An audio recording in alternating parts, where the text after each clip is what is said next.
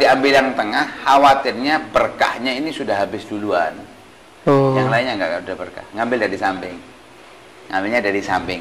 Nah, ngambil dari samping, kemudian dengan suapan yang kecil, setelah baca doa, memulai dengan Bismillahirrahmanirrahim, dimakan. Dikunyah.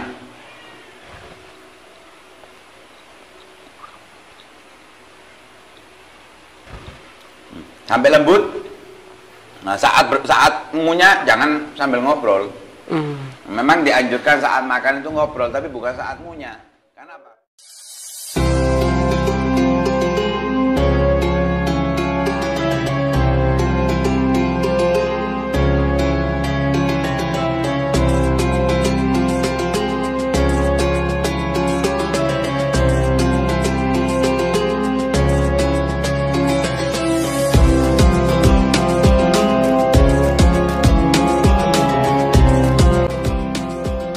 Ketika makan, kita jangan waktu makan kita masih ngunyah ngomong, jangan, karena itu membuat akhirnya nanti ada yang keluar, membuat jijik orang. Betul. Atau melihat orang akhirnya melihat yang ada di mulut kita. Iya. Nah, itu juga membuat jijik orang. Tapi setelah selesai baru diiringi dengan obrolan sekedar, nanti makan lagi lanjut. Nah, seperti kita sekarang ini makan lagi, berhenti makan. Lah, ngunyahnya itu sebagian ulama mengajarkan sampai dikunyah selembut mungkin, ada yang menghitung sampai 21 kali. Nah, jadi insya Allah makan segini bisa habis waktu 5 menit. 5 menit ya. Makanannya sedikit. Lah, ketika banyak ngunyah seperti itu akhirnya membuat kita sudah mau nambah alas. Nah, cukup makan dengan sedikit. Itu masalah makannya. Kemudian Nabi Shallallahu Alaihi Wasallam ketika makan tentunya dengan duduk. Nah, dengan duduk apapun terserah, bisa. Tapi yang penting jangan dengan bersandar atau pakai seperti ini. Nah, Nabi nggak makan seperti itu. Makannya Nabi itu dengan duduk. Duduknya ada 2 cara. Nah, 2 cara ini bukan Nabi melakukan dua-duanya, tapi para ulama mendefinisikannya aja ada 2. Ada yang mengatakan Nabi SAW kalau makan itu seperti kita sholat. Nah, duduk seperti ini. Ketika sholat, cuma bedanya pantat kita duduk di kedua-duanya. Kalau sholat kan biasanya satunya diangkat. Iya. Nah, ini enggak, duduk di kedua-duanya. Seperti ini Nabi SAW kalau makan. Ada yang mengatakan enggak, duduknya satu, yang kanan, yang kiri diduduki, yang kanan diangkat. Seperti ini. Katanya Nabi, aku lukama yakul abdu wa ajli sukama yajlisul abdu. Aku makan sebagaimana hamba itu makan, budak makan di hadapan yang pemiliknya, dan aku duduk seperti duduknya seorang hamba di hadapan rajanya. Kalau kita ngelihat film-film seorang bawahan di hadapan rajanya kan duduknya seperti ini. Iya, betul. Atau seperti ini.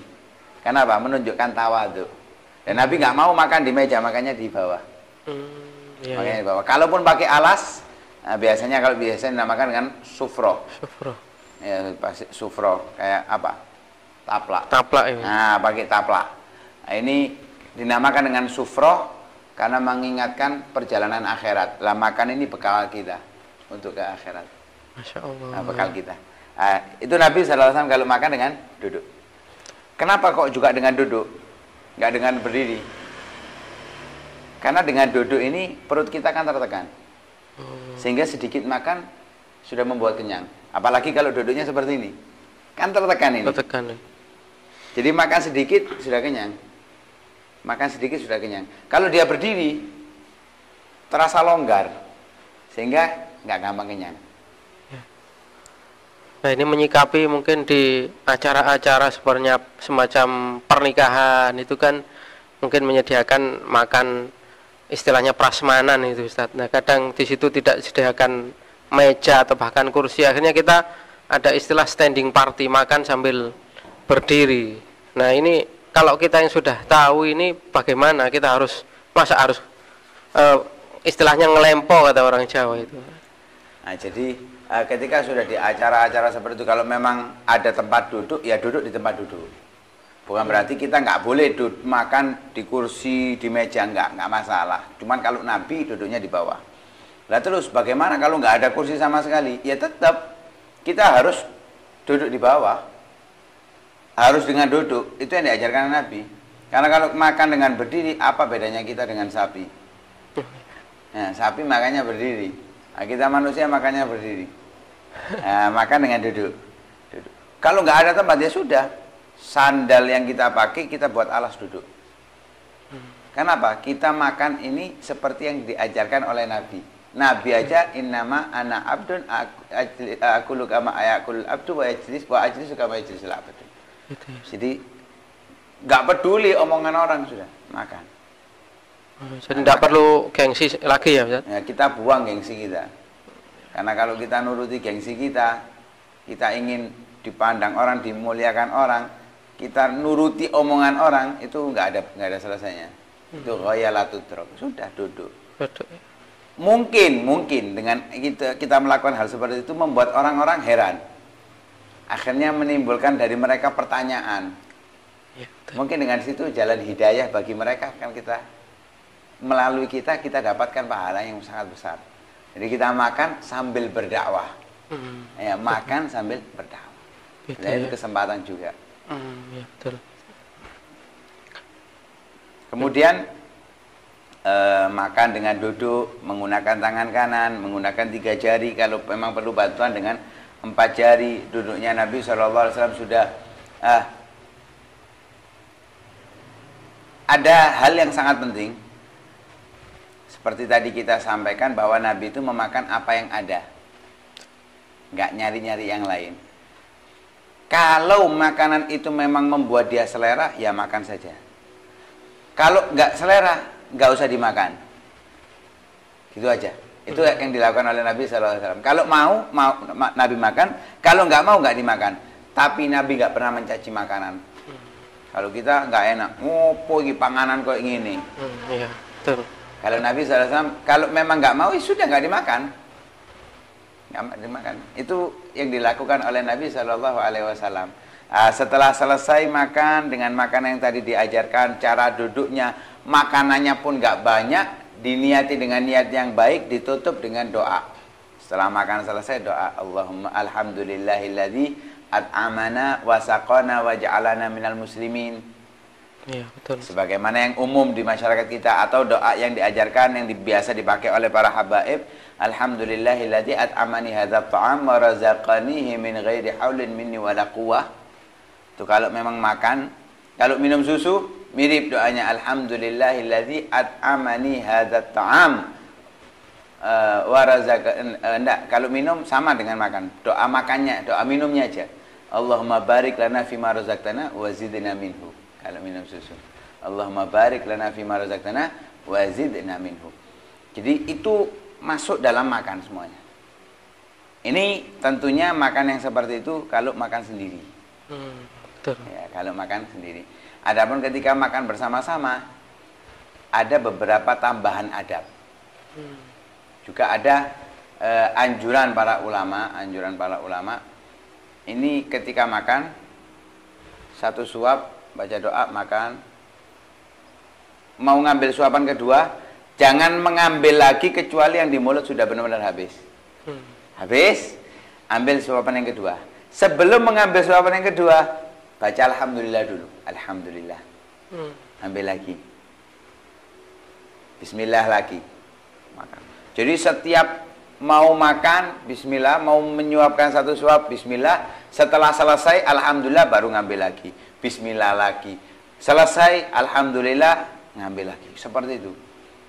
Kenapa kok demikian? Agar saat makan pun dia tidak lupa dari Allah Subhanahu wa Ta'ala. Lah kalau sudah makannya seperti itu, kira-kira habis makan, apakah maksiat dia? Tidak mungkin. Saat makan aja ingat Allah, apalagi setelah makan. Masya Allah. Ini ajaran di antara para ulama. Ini adabnya. Nah itu bisa bernilai pahala tadi yang seperti yang kita sebutkan, diampuni dosa kita. Nah, kemudian cuci tangan. Setelah makan, ditutup dengan cuci tangan. Dengan cara yang sama. Bukan masukkan, tapi... Nah, kalau itu memang makanan yang masih bersisa bau. Seperti ikan. Iya. Ya, atau telur, daging, gimana? Pakai sesuatu yang bisa menghilangkan. Kalau zaman seperti ini nih pakai apa namanya sabun. Tujuannya apa? Apalagi berminyak. Kalau nggak pakai sabun kan masih tersisa. Biar nggak mengganggu orang lain, salaman kepada orang lain nggak. Iya. Sebelum cuci tangan, Nabi Shallallahu Alaihi Wasallam menjilati tangannya. Menjilati tangannya. Menjilatinya tangan yang digunakan dari jari tengah dulu. Jari tengah, jari telunjuk, kemudian ibu jari. Dijilati, bahkan para sahabat itu melihat Nabi SAW menjilati makanannya, menjilati tangannya sampai memerah tangannya itu. Jadi betul. Kayak disedot. Ketika sahabat melihat itu, tanya kepada Nabi, kok sampai seperti itu ya Rasulullah? Aku khawatir berkahnya ada di sini. Kalau saya cuci, saya nggak dapat berkahnya makanan itu. Masya Allah. Jadi dijilat. Lalu kita kan malu, apalagi di hadapan orang. Betul. Nah, kalau Nabi SAW nggak dijilat. Tentunya satu hal yang sangat penting pula, Nabi nggak pernah makan sendiri. Nabi itu selalu makan bersama. Entah bersama itu satu tempat atau beda tempat, yang penting ada kawan makannya. Dan itu yang dilakukan oleh para habaib dari zaman dahulu sampai di zaman yang dekat-dekat kita. Orang yang mungkin kita pernah hadir haulnya atau sering hadir haulnya, Al-Habib Abdul Qadir bin Husain Asgaf, abahnya Habib Taufik, itu nggak pernah makan sendiri, selalu dengan yang lainnya, ngajak orang untuk makan, nggak pernah makan sendiri. Kenapa? Mengikuti Nabi Shallallahu Alaihi Wasallam. Begitulah Nabi, kalau makan nggak mau makan sendiri sama orang lain. Nah ini kalau makannya sendiri-sendiri seperti ini, walaupun barengan, tapi hitungannya tetap caranya makan sendiri-sendiri. Adapun kalau sudah satu tempat, ini memiliki adab yang berbeda. Gitu ya. Memiliki adab yang berbeda, yang mungkin juga perlu kita bahas itu, perlu kita contohkan agar kita makan bersama itu juga menggunakan adab. Menggunakan adab. Ya, mungkin bisa kita siapkan kembali properti untuk kita mengetahui bagaimana sih adabnya ketika kita makan bersama di satu tempat. Nah, alhamdulillah di depan kita sudah ada satu talam nasi beserta lauk pauknya. Nah, biar kita tahu bagaimana adabnya, tata caranya, tata keramanya kalau kita makan bersama dalam satu tempat. Mungkin bisa dijelaskan Ustadz bagaimana, mungkin ada adab-adab tambahan daripada tadi makan sendirian. Nah, sekarang makan bersama dalam satu tempat. Ini ketika kita makan satu tempat seperti ini, tentunya kan ada beberapa orang. Nah, ini hanya contoh ya, berdua nggak mungkin kan kita habiskan makanan segini banyaknya berdua, kan nggak mungkin. Nah, kan bareng-bareng ada beberapa orang. Ini tentunya kalau kita makan memang kita beli atau kita masak sendiri bareng-bareng misalkan. Ini jadi ketika makan tentunya usianya kan nggak ada yang sama. Oh iya, macam-macam. Dalam makan bersama ini ada satu adab, yaitu mendahulukan yang tua. Yang paling tua didahulukan. Mendahulukan yang tua ini ada dua versi ulama. Ada yang mengatakan usia patokannya. Ada yang mengatakan nggak, ilmu. Jadi yang lebih banyak ilmunya itu yang dikatakan yang tua. Meskipun muda itu. Meskipun muda. Ada yang mengatakan nggak, usia. Tapi tentunya ketika ini berhadapan dengan orang yang punya ilmu, pasti dia akan mendahulukan yang lebih tua usianya. Nah, jadi mempersilahkan yang lebih tua terlebih dahulu. Enggak sediakan langsung makan, enggak. Yang tertua dulu. Diurut. Yang paling tua, yang muda. Bukan yang tua dulu terus kemudian rebutan, enggak. Satu yang tua dulu. Dimulai dari yang tua. Nah, monggo. Nah, saya kan masih muda. Oh iya. Dimulai yang lebih tua. Jadi ketahuan ini yang siapa yang tua. Tapi di antara adabnya itu juga mendahulukan yang berilmu dulu. Nah itu tadi, orang yang berilmu pasti tidak akan mau memulai kecuali yang tua terlebih dahulu. Yang tua dulu ya. Kita lihat daripada apa yang dilakukan para ulama kita, mungkin ada beberapa video yang beredar di beberapa waktu yang lalu, nggak mungkin dia memulai kecuali yang lebih tua. Dan itu yang kita saksikan dari para guru. Mereka tidak memulai kecuali yang lebih tua. Dimulai daripada tua. Apa perlu dicontohkan? Apa cukup seperti itu? Cukup bisa. Nah, kemudian memulai yang lebih tua. Setelah memulai yang lebih tua, juga antara adabnya saling untuk memulai membaca bismillahnya cukup salah satu, tapi semuanya itu lebih afdol. Cukup salah satu, tapi semuanya lebih afdol. Baca doa, niatnya masing-masing. Nah, saat makan, kalau tadi makan sendiri aja, juga diajarkan untuk mengecilkan makanan dengan 3 jari. Saat bersama-sama pun sama. Mengecilkan makan, bahkan kalau bisa lebih sedikit lagi ngambilnya. Artinya kita di sini saat makan bersama-sama ithar, mendahulukan yang lain. Biarkan teman saya lebih kenyang daripada saya. Jangan sampai kita sudah 2, teman masih 1. Kemudian ngunyahnya pakai mesin yang paling cepat. Oh, iya. Habis ngambil lagi. Insyaallah. Biarkan teman kita lebih banyak makan daripada kita. Ini juga diantara adabnya. Iya. Ya, diantara adabnya makan. Ngambil sedikit. Biarkan yang lainnya bisa ngambil lebih banyak. Ini diantara adab tambahannya ini. Ini adab tambahannya. Nah, ini kalau kita buat sendiri makanannya atau kita beli bareng-bareng. Tapi kalau misalkan kita itu sebagai tuan rumah menyediakan makanan gimana? Karena Nabi kan kayak seperti ini kan ada beberapa lauk macam ya. Iya. Nah, kalau Nabi itu bertamu, itu biasanya tuan rumahnya memberikan aneka macam makanan. Apakah boleh seperti itu? Boleh. Kalau sudah bertamu, disediakan seperti itu, makan beraneka ragam, nggak masalah. Artinya tidak menyalahi adab. Bahkan itu justru tujuan si tuan rumah adalah membahagiakan tamunya, menyenangkan, menghormati tamunya. Nah, karena itu boleh kita tetap makan dalam seperti itu. Tapi kalau makan sendiri, jangan sampai ada 2 lauk dalam 1 piring makan kita. Loh, sudah dimasakkan berbagai macam, salahin masak akeh. Nah, terus gimana? Ya ambil 1, habis ganti makan. Oh gitu ya, siasatnya dulu ya, siasatnya seperti itu. Boleh. Alhasil ketika makan seperti ini, selain mendahulukan yang tua, kemudian mengecilkan makanan kita lebih daripada saat makan kita sendiri. Ya, jadi lebih, bukan karena sungkan ya, enggak, tapi karena memberikan kesempatan yang lain agar lebih kenyang daripada diri kita.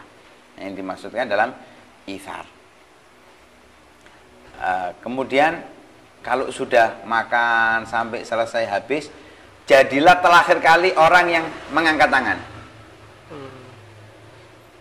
Jadi kita ikut makan dari pertama, tapi kita menjadi yang terakhir. Kenapa? Karena kalau kita berhenti duluan, membuat yang lainnya akhirnya nggak nafsu. Ini kalau orangnya sama-sama menjaga adab ya. Tapi kalau kita, alhamdulillah kamu selesai duluan. Iya, betul. Kalau orang sama-sama menjaga adab, dia nggak mau. Mengapa? Karena mungkin di makanan yang terakhir itu terdapat berkahnya. Bahkan Nabi SAW itu sampai dikoreti. Pakai tangan, dijilat, dikoreti sampai bersih. Kalau kita kan, wah, mari kena tangan, kok kena tangan. Kalau kita, betul. Kalau Nabi enggak, itu digosok sampai habis. Koreti pakai tangan, bukan dijilat pakai mulut langsung ya. Ini sama dengan binatang nantinya. Iya, betul. Enggak, pakai tangan. Sekalipun dengan tangannya para sahabat itu. Dijilat sampai bersih. Kenapa? Mungkin disitulah letak berkah makanan yang di situ. Itu yang dilakukan oleh Nabi SAW saat makan bersama. Jadi demikian. Simple makannya. Ya masih banyak lagi ya adab-adab yang lain, tapi nggak mungkin bisa kita sebutkan semuanya. Ini di antara adab-adabnya. Makan ketika bersama sampai habis, jangan menyisakan makanan walaupun itu kuah. Ini khususnya di masyarakat kita, ketika makan nasinya habis, kuahnya masih ada, kuahnya nggak dihabiskan. Nggak dihabiskan, ini masalah. Nah, ini ada satu hal lagi juga yang penting. Ini baik makan bersama atau makan sendiri. Khususnya makan bersama. Jangan ketika makan itu kita ambil lauk, kita gigit. Karena ini setiap daerah beda-beda. Kalau kita gigit kemudian kita kembalikan, di antara mereka pasti ada yang merasa jijik. merasa jijik. Ini nggak adab namanya. Nggak adab. Jadi kita ambil sedikit secukupnya, kita ambil. Bukan kita gigit. Mungkin ada daerah-daerah yang tidak mempermasalahkan hal seperti itu. Karena ada riwayat Nabi SAW ketika makan daging bukan dipotong pakai pisau. Seperti kalau orang makan steak. Oh iya, betul. Nah, nggak seperti itu Nabi. Gimana? Digigit.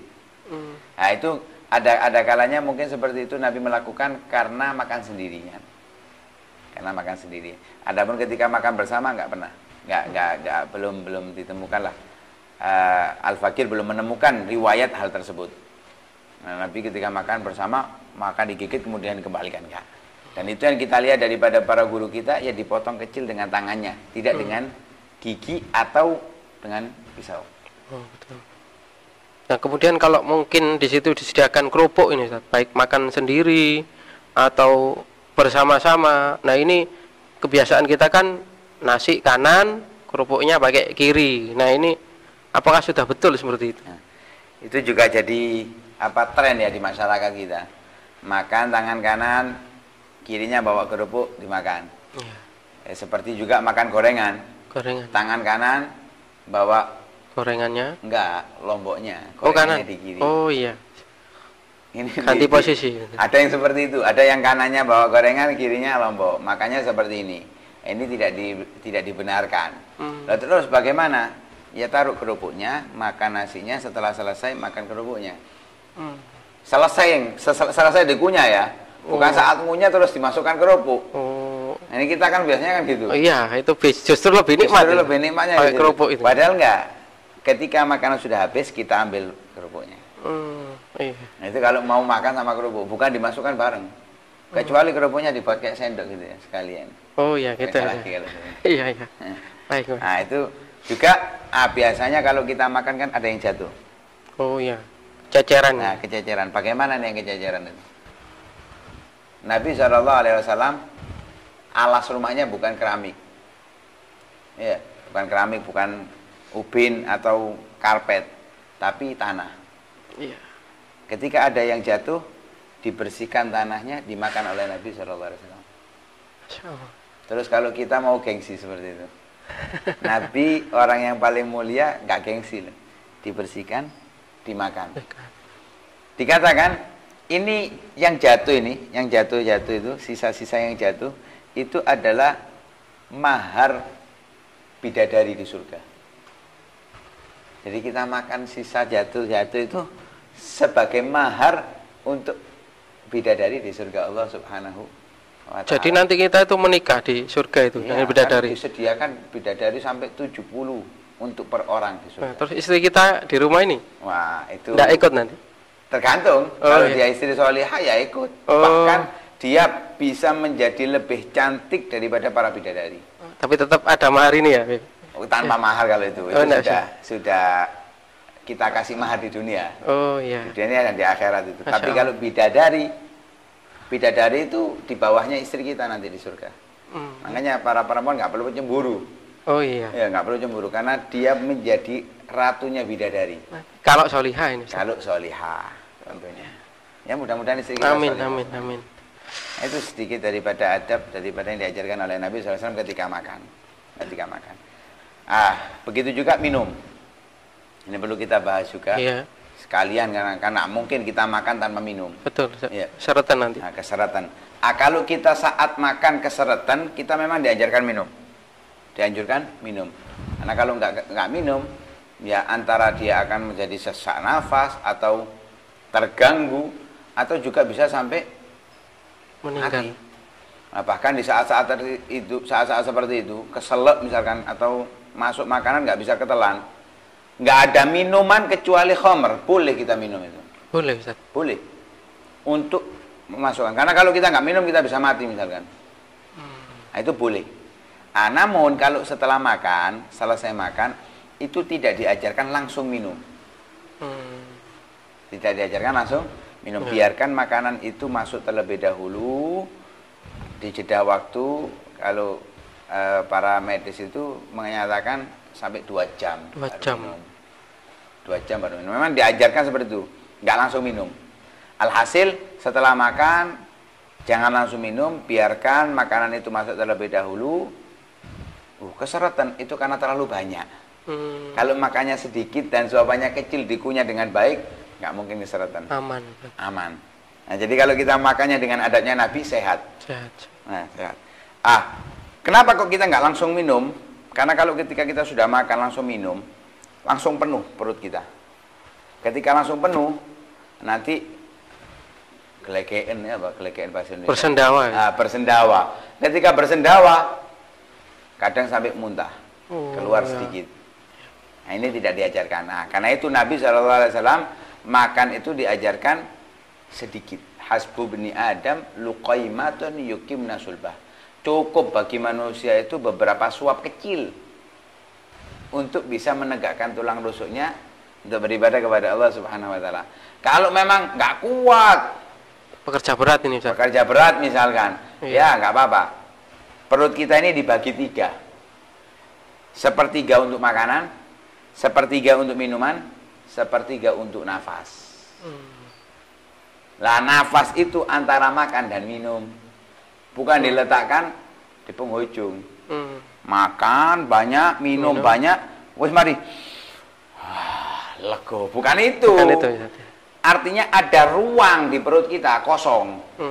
Agar kalau bahasa kita itu, kalau kita punya panci full isinya, coba kita aduk, tumpah nggak? Tumpah. Kalau itu di blender, bisa muter itu blendernya. Sulit. Nah, karena itu jeda antara makanan dan minuman, biar hancur terlebih dahulu baru diisi minuman. Nggak penuh, ada nafasnya, ada ruangnya. Ada ruang. Nabi itu biasanya makan kalau sudah makan pagi, atau kalau istilahnya itu ghoda itu dari subuh sampai zuhur, itu namanya ghoda. Kalau asya setelah zuhur sampai malam. Nah, dalam zaman dahulu itu makan 2 kali maksimal.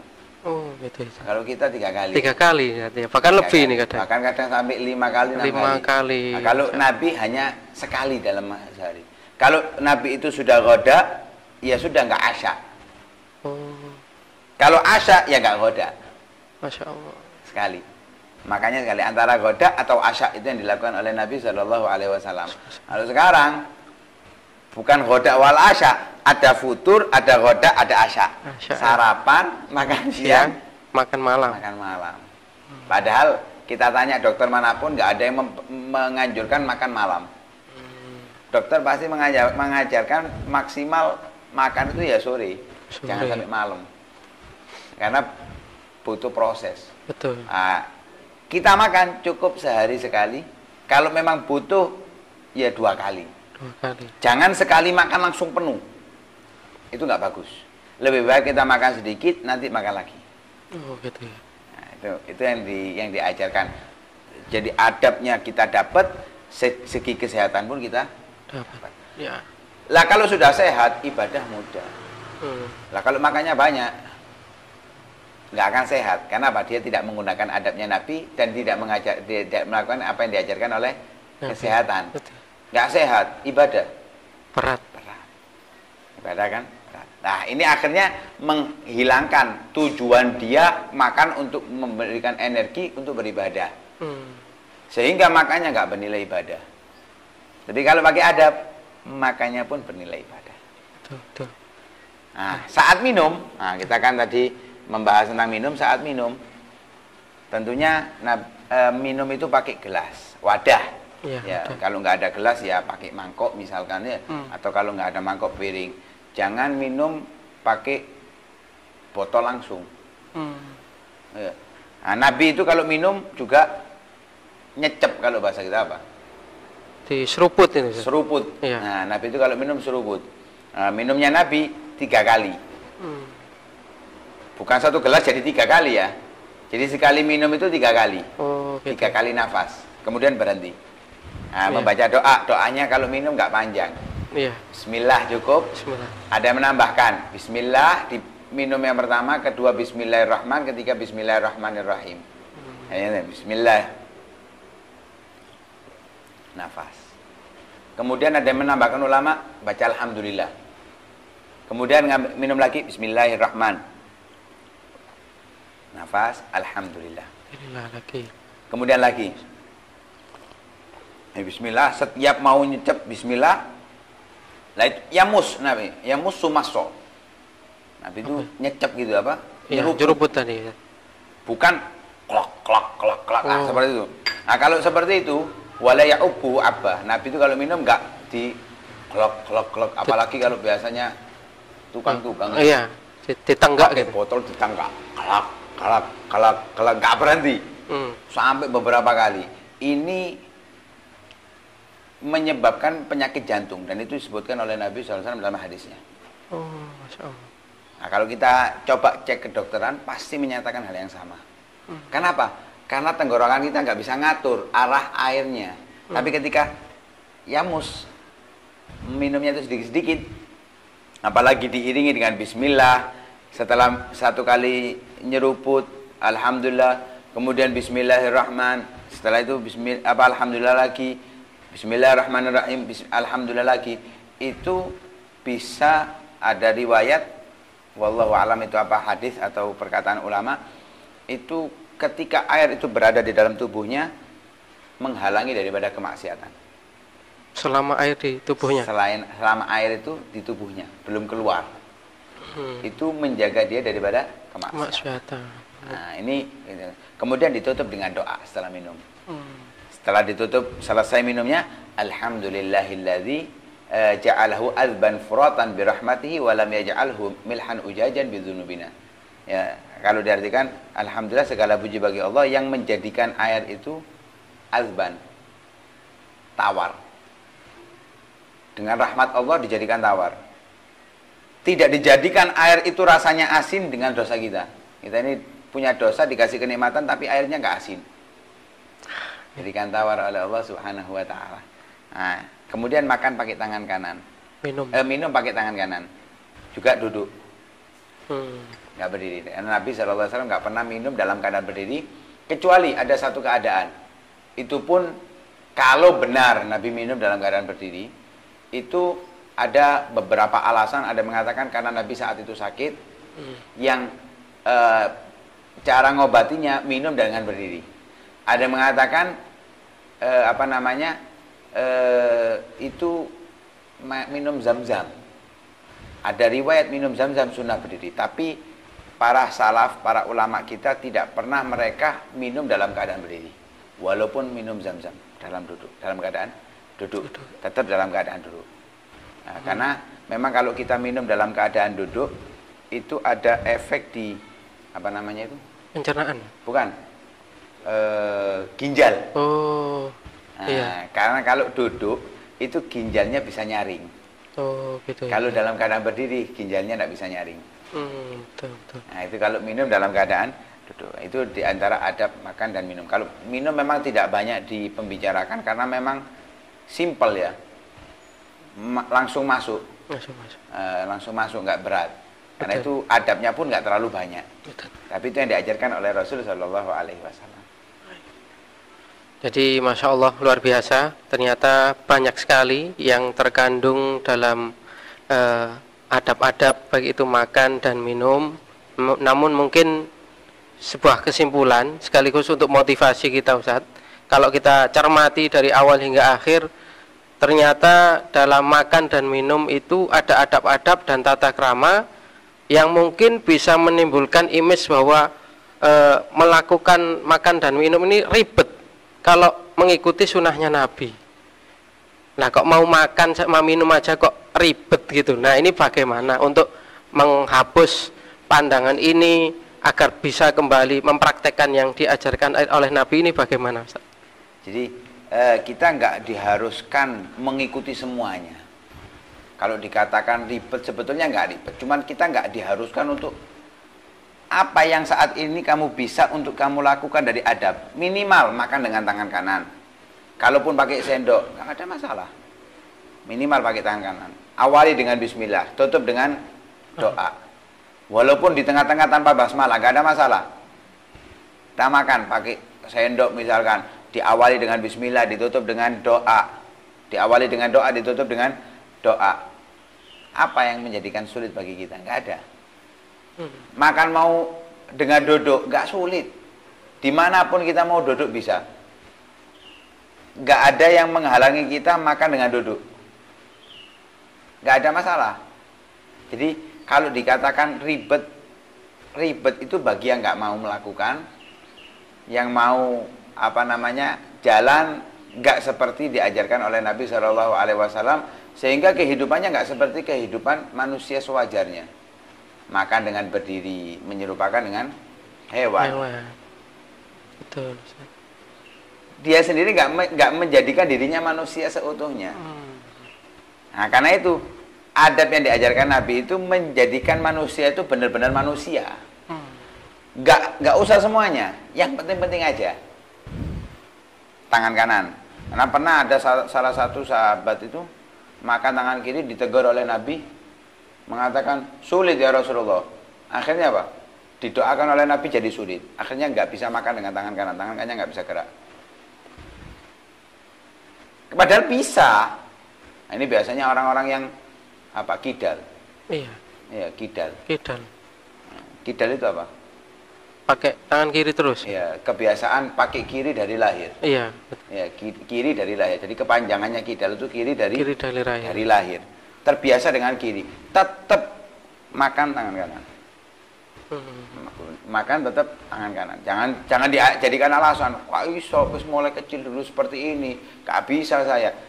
Akhirnya itu yang membuat kita gak bisa seterusnya. Dan membuat tangan kita akhirnya lumpuh yang kanan nantinya. Nauzubillah min. Jadi nggak perlu ribet-ribet.